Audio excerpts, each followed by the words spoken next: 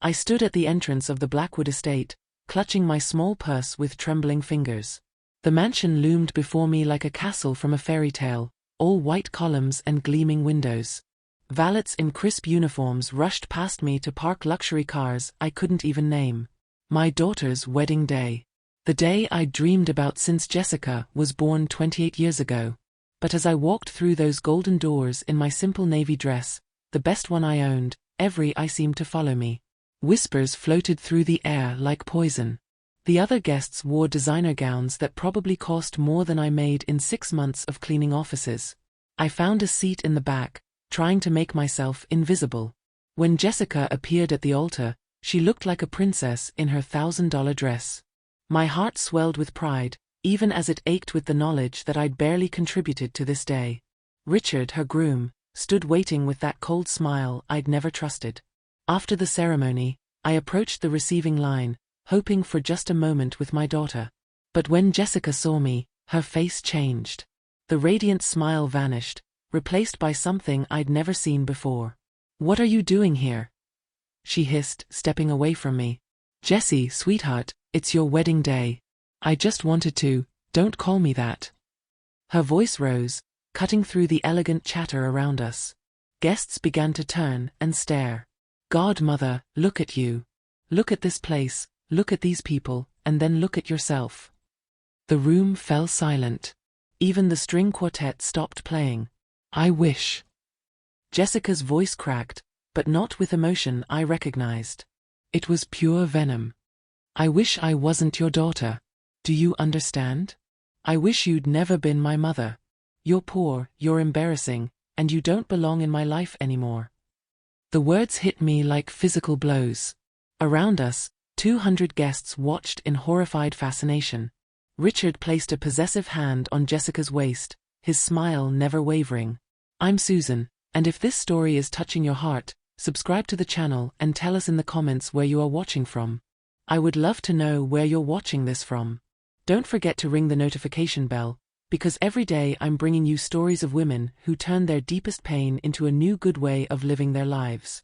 I looked at my daughter one last time, this stranger in white silk who had once fallen asleep in my arms every night. Without a word, I turned and walked out of that mansion. I never looked back. But what I didn't know was that this moment of devastation would become the first step toward discovering what real love actually looked like. As I drove away from that mansion in my old Honda, tears blurring my vision, 28 years of memories crashed over me like a tidal wave. I remembered the night Jessica was born. Her father David had held her tiny hand and whispered, "She's going to have everything we never had, Susan. Everything." He died in a construction accident when Jessica was only 3. In one terrible moment, I became a widow and a single mother with nothing but a mountain of medical bills and a toddler who kept asking when Daddy was coming home. I remember those first years clearly. Working 3 jobs, cleaning offices at night, stocking shelves at dawn, and watching my neighbors' kids in the afternoons. My hands were always raw from bleach and cleaning chemicals. I'd fall into bed at midnight and wake up at 4, surviving on coffee and determination. Jessica was my light through it all. She'd wait for me at our tiny kitchen table, doing homework by the glow of our single lamp. I'd help her with math problems while folding laundry, quiz her on spelling words while washing dishes. She never complained about the second-hand clothes or the peanut butter sandwiches for dinner 3 nights in a row. "Mommy, when I grow up, I'm going to buy you a big house," she'd say, her little arms wrapped around my neck. "Baby, I don't need a big house. I just need you." When Jessica turned 8, I found her crying over a school project about family trees. All the other kids had fancy poster boards with photos of family vacations and relatives. Jessica had a piece of cardboard with just 2 pictures, her, me, and a faded photo of David. "We don't have enough family," she sobbed. That night, I worked an extra shift at the diner and used the money to buy materials for the most beautiful family tree any second grader had ever made. I stayed up until 3 in the morning, cutting and gluing, making our small family look abundant with love. High school brought new challenges. Jessica wanted to fit in with kids whose parents drove BMWs and owned vacation homes. I watched her start to notice the differences, how her clothes came from thrift stores while her friends shopped at designer boutiques. How our apartment had thin walls and a leaky faucet while her friends lived in houses with swimming pools. The night she got accepted to college, I was so proud I cried for an hour. But when the financial aid letter came, my heart sank. Even with scholarships, we needed $20,000 we didn't have. I sold my wedding ring that week. The only thing I had left of David, the only valuable thing I owned. The pawn shop owner offered me $800 for the white gold band with its tiny diamond. It wasn't enough, but it was a start. I took out loans I knew I'd never be able to repay. I worked 4 jobs that year: the office cleaning, weekend catering, pet sitting, and delivering newspapers before dawn. Some nights I slept in my car between shifts because going home meant losing 2 hours of work time. Jessica never knew. I made sure she never knew. When she called from college, excited about her classes and new friends, I'd sit in my cold apartment eating ramen noodles and tell her how proud I was. When she needed money for textbooks or a formal dress for some event, I'd find a way. I sold my grandmother's china, my mother's jewelry, even my couch. During her sophomore year, she started dating boys from wealthy families. Her phone calls became shorter, less frequent. When she came home for Christmas, she looked around our apartment with new eyes. "Mom, this place is so small," she said, wrinkling her nose at the patched linoleum and second-hand furniture. "It's home, sweetheart. It's where you grew up." "I know, but couldn't you have done better? Couldn't you have tried harder?"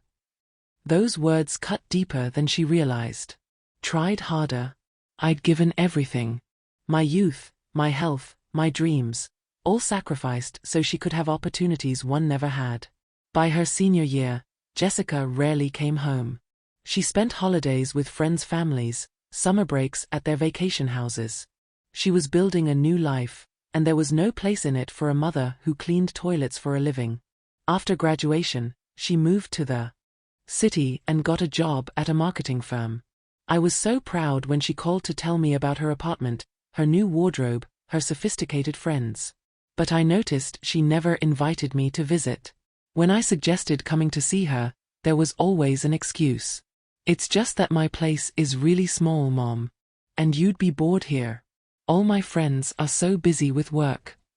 The real truth came when she started dating Richard.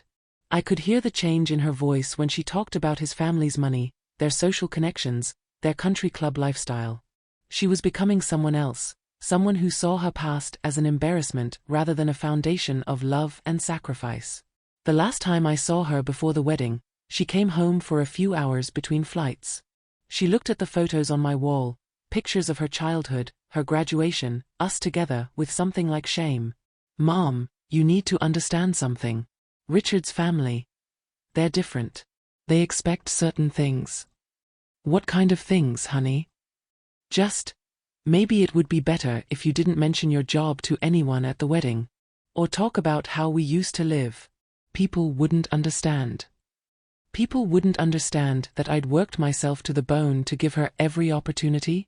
That I'd sacrificed my own happiness so she could chase hers." As I sat in my car outside that mansion, watching the valet park another Bentley, I realized my daughter hadn't just outgrown our old life. She'd outgrown me. The woman I'd raised, loved, and sacrificed for had just wished I'd never been her mother. And for the first time in 28 years, I didn't know if love was enough anymore. 6 months passed in a blur of silence and pain. No call from Jessica.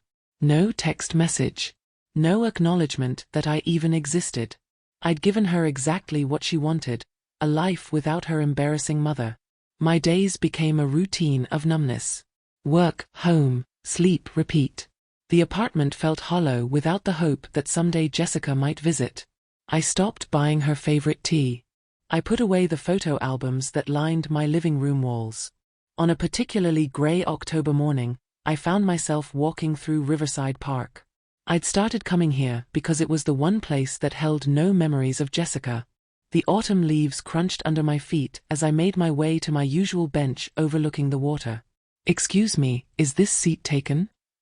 I looked up to see a man with kind gray eyes and a gentle smile. He wore a comfortable brown sweater and carried a thermos of coffee.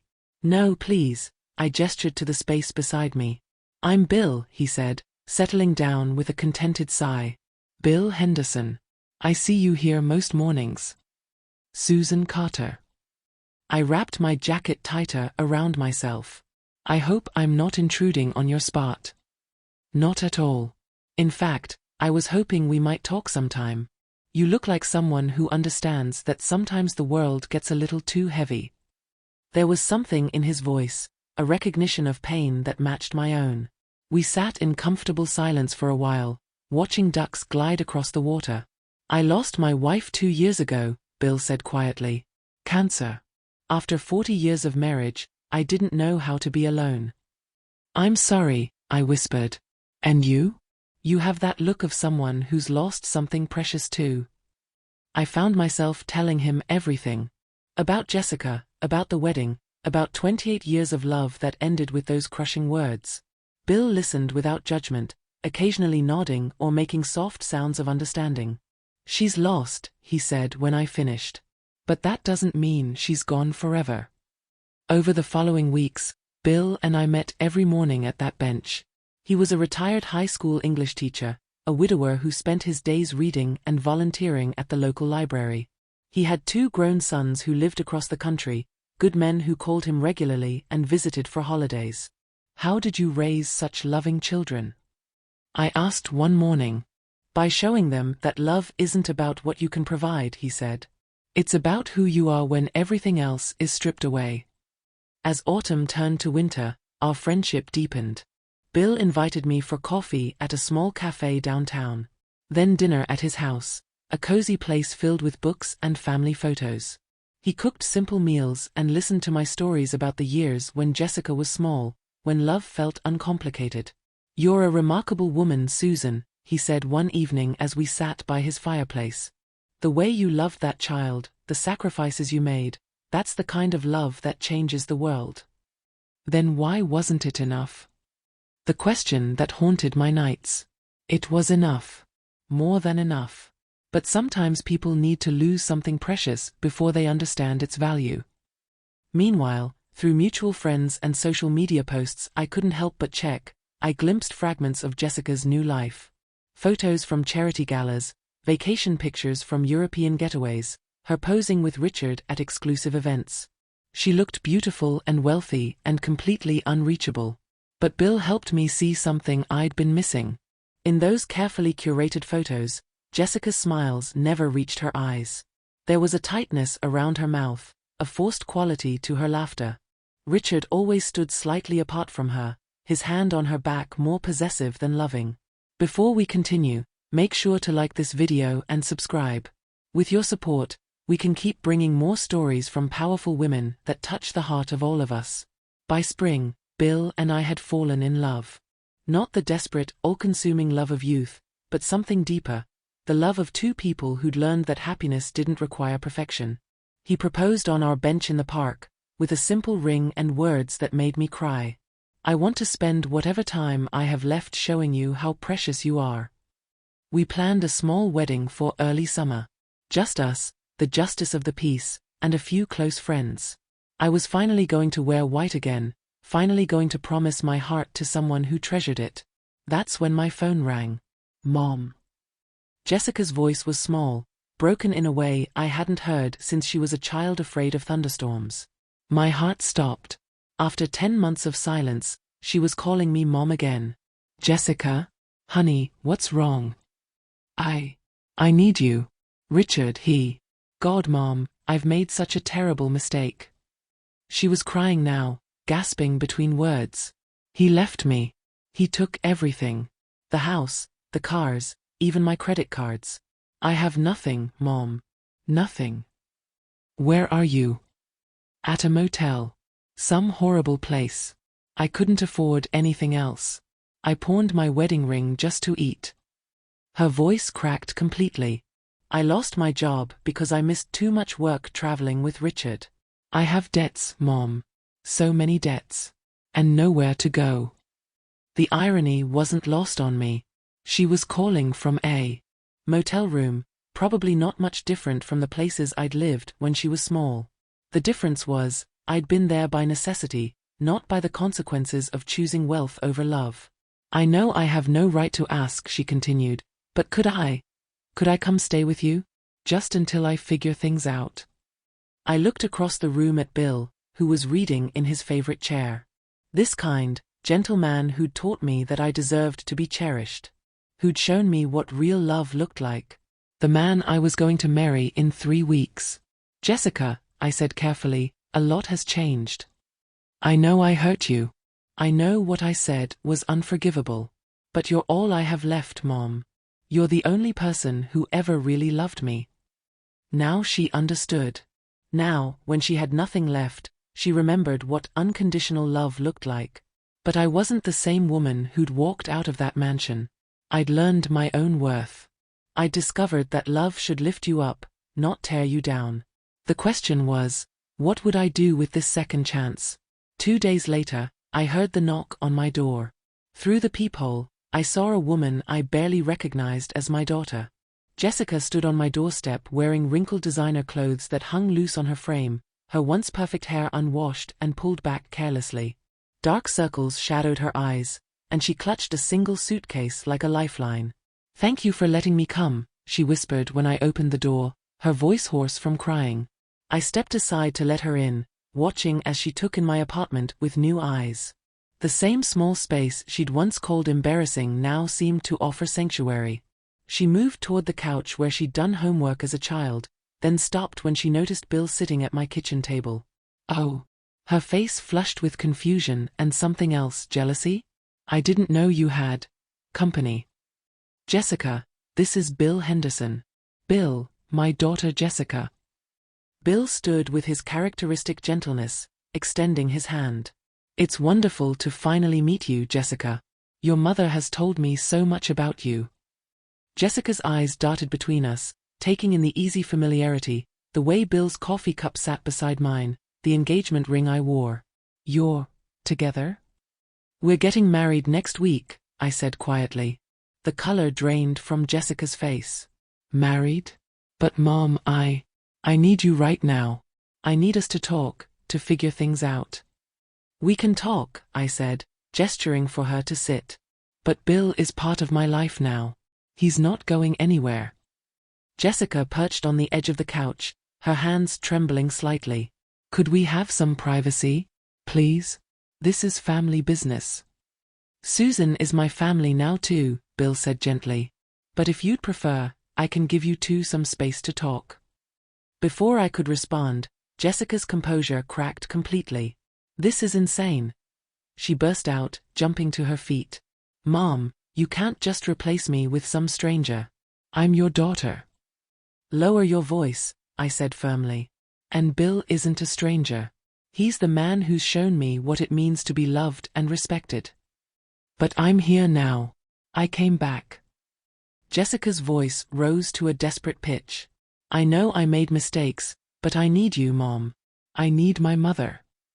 Where was that need 10 months ago? The words came out harder than I intended. Where was it when you wished I'd never been your mother? Jessica flinched as if I'd slapped her. "I was confused. I was scared. Richard, he made me think that our old life was something to be ashamed of. And now I see he was wrong. Now I understand." She reached for my hands, but I pulled back. "Mom, I lost everything. My job, my apartment, my friends. They all disappeared the moment Richard left. I have credit card debt I can't pay, bills I can't cover. I need somewhere to stay while I get back on my feet." "And then what?" I asked. "You'll rebuild your life and I'll go back to being an embarrassment?" "No. It won't be like that anymore, I promise." Bill cleared his throat softly. "Perhaps I should leave you two to discuss this privately." "No," I said, surprising myself with the firmness in my voice. "Stay. Jessica, if you have something to say to me, you can say it in front of the man I'm going to marry." Jessica's face twisted with frustration and desperation. "Fine. You want to hear it? I'll say it all." She began pacing my small living room like a caged animal. "Richard was a monster, okay? He controlled everything, what I wore, who I talked to, where I went. He made me cut ties with everyone from my old life because he said they weren't suitable for his social circle. She turned to face me, tears streaming down her cheeks. Including you. Especially you. He said having a mother who cleaned offices would hurt his reputation. He made me choose between him and you, and God help me, I chose him. Why? The question I'd been carrying for months. Because I was terrified of being poor again. She sobbed. Do you remember what it was like, Mom? The second-hand clothes, the empty refrigerator, the nights you cried when you thought I was asleep because you couldn't pay the electric bill. My heart clenched. You were never supposed to know about those nights. I knew everything. I knew you sold your wedding ring for my college tuition. I knew you worked yourself sick to give me opportunities. And I was grateful, but I was also terrified that I'd end up struggling like you did. So you decided to erase me completely. I thought if I could just get established in Richard's world, I could bring you into it gradually. Make you part of something better. She laughed bitterly. But Richard saw through that plan immediately. He made it clear that accepting his proposal meant accepting his terms. And his terms didn't include a mother-in-law who reminded everyone where I came from. Bill spoke quietly from his corner. What made you think love that required you to abandon your family was worth having? Jessica whirled to face him. Because I was 27 years old and terrified of ending up alone and broke. Because I watched my mother sacrifice everything and get nothing in return. She got you, Bill said simply. And look how that turned out. Jessica's voice cracked. I threw her away the first chance I got. The room fell silent except for Jessica's ragged breathing. She collapsed back onto the couch, burying her face in her hands. I know what I did was unforgivable, she whispered. I know I don't deserve your help after what I said to you. But Mom, I'm scared. I'm so scared, and you're the only person who ever loved me unconditionally. I looked at this broken woman who was still my daughter, still the little girl who used to fall asleep in my arms. But I also saw Bill watching me with patient understanding, this man who taught me that I deserved to be someone's priority, not their safety net. Jessica, I said carefully, I will always love you. You're my daughter, and nothing can change that. But I won't go back to being the person who gives everything and gets nothing in return. She looked up at me with red-rimmed eyes. What does that mean? It means you can stay here for 2 weeks while you find a job and figure out your next steps. But you'll follow my rules, respect my relationship with Bill, and understand that I'm not your personal bank account or your emotional dumping ground. 2 weeks? She gasped. Mom, I need more time than that. 2 weeks, I repeated firmly. The same amount of time I gave myself to grieve after you walked out of my life. If you want more help after that, you'll have to earn it by showing me you've learned what family actually means. Jessica stared at me as if seeing a stranger. You've changed. Yes, I have. I've learned that love isn't supposed to hurt this much. She glanced at Bill, then back at me. And if I can't accept this? She gestured between Bill and me. Then you'll need to find somewhere else to figure out your life. For a long moment, Jessica said nothing.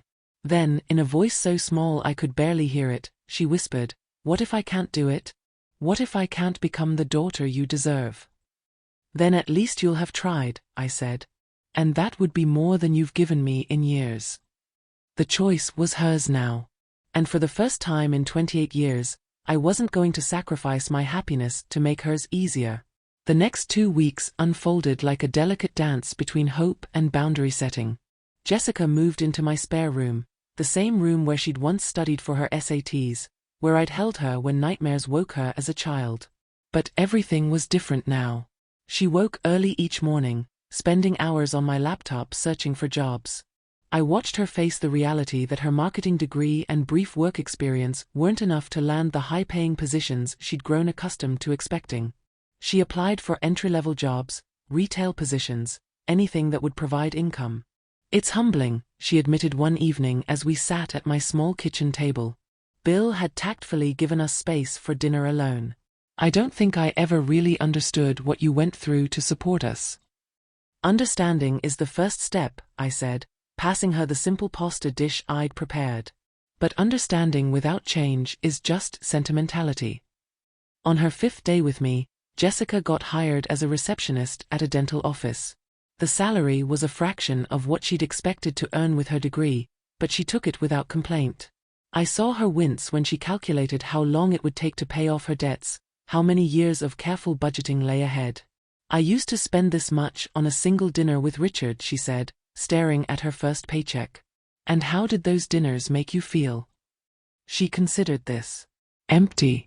Even when my stomach was full, I felt empty inside. Bill and I postponed our wedding by 2 weeks, not because Jessica demanded it, but because I wanted to see if she could respect this new version of her mother. To my surprise, she began helping with the simple ceremony preparations. She offered to make centerpieces from wildflowers, to bake cookies for our small reception. I never learned to cook, she confessed, reading a recipe with the concentration she'd once reserved for business proposals.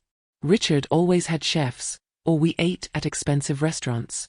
I don't even know how to make a proper meal. Would you like me to teach you? I asked. Her eyes brightened with something I hadn't seen in years, genuine enthusiasm for learning something that didn't involve status or money. Could you? I'd like that. Those cooking lessons became our new language. As I showed her how to properly brown onions, how to season a roast, how to bake bread from scratch, Jessica began sharing stories from her marriage that she'd never told anyone. The loneliness of being with someone who saw her as an accessory. The constant anxiety of never being enough for Richard's social circle. The slow erosion of her own identity as she tried to become someone worthy of his family's approval. I lost myself completely, she said one afternoon as we kneaded dough together. And in the process, I lost the one person who'd always loved me exactly as I was. The night before my wedding, Jessica knocked on my bedroom door. I was sitting on my bed, looking at my simple white dress, nothing like the elaborate gown she'd worn, but perfect for the woman I'd become. Mom, I need to say something. She sat beside me, her hands folded in her lap. I know I can't undo what I said to you at my wedding. I know sorry isn't enough for the pain I caused. But I want you to know that I see you now. Really see you. She took a shaky breath. You didn't just sacrifice for me, you showed me what unconditional love looked like. And instead of treasuring that gift, I threw it away because I was ashamed of anything that reminded me of struggle. I was ashamed of the strongest woman I've ever known. Tears rolled down her cheeks as she continued. Bill makes you happy in a way I never saw before. You laugh differently now, smile differently. You found someone who cherishes you the way you deserved all along. And if you can forgive me enough to let me be part of your life again, I promise I'll never make you choose between your happiness and mine.